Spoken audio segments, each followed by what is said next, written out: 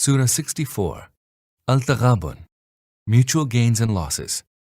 In the name of Allah, the most merciful, the most compassionate. All that is in the heavens and all that is in the earth extols Allah's glory. His is the sovereignty, and to Him is all praise due. He has power over everything.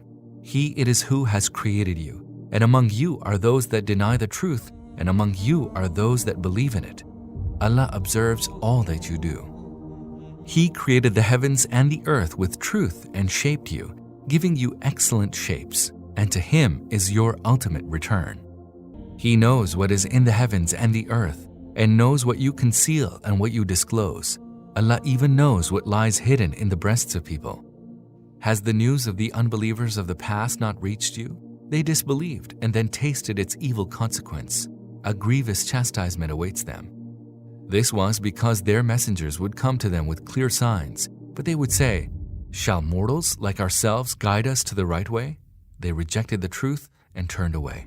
Thereupon Allah became unconcerned with them, for Allah is self-sufficient, innately praiseworthy.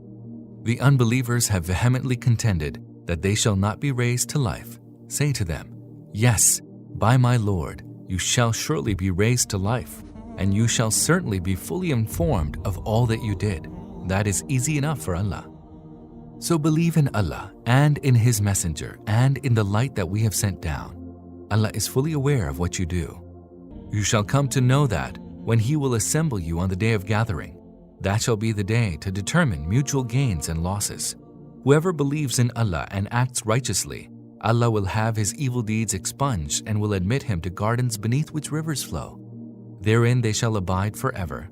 That is the supreme triumph.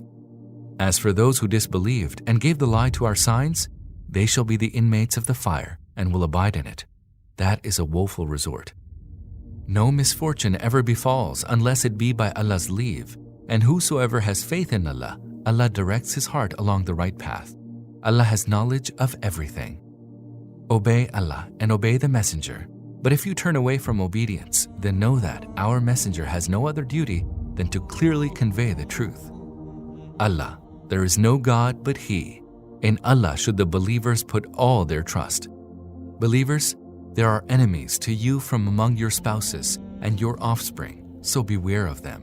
But if you forgive and overlook their offenses and pardon them, then surely Allah is most forgiving, most compassionate. Your possessions and your offspring are nothing but a trial for you, and there awaits a great reward for you with Allah. So hold Allah in awe as much as you can and listen and obey and be charitable. This is for your own good, and whoever remains safe from his own greediness, it is such that will prosper. If you give Allah a goodly loan, He will increase it for you several-fold and will forgive you. Allah is most appreciative, most forbearing. He knows that which is beyond the ken of perception, as well as that which can be perceived. He is the most mighty, the most wise.